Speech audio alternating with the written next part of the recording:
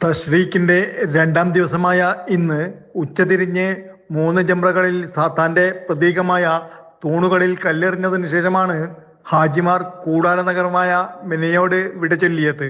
അല്ലാഹു അക്ബർ എന്ന് ജപിച്ചുകൊണ്ട് ആദ്യം ചെറിയ സ്തംഭത്തിലും പിന്നീട് ഇടത്തരം സ്തംഭത്തിലും അവസാനം ഏറ്റവും വലിയ സ്തംഭത്തിലുമാണ് 7 കല്ലുകൾ വീതം എറിഞ്ഞത്.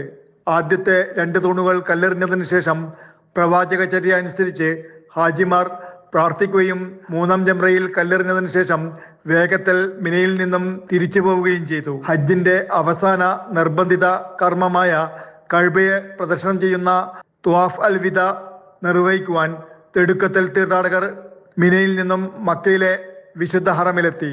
ഹജ്ജിന് മുമ്പ് മദീനയിലെ പ്രവാചക പള്ളി സന്ദർശിക്കാത്ത തീർത്ഥാടകർ മദീന സന്ദർശിച്ചായിരിക്കും നാട്ടിലേക്ക് തിരിക്കുക.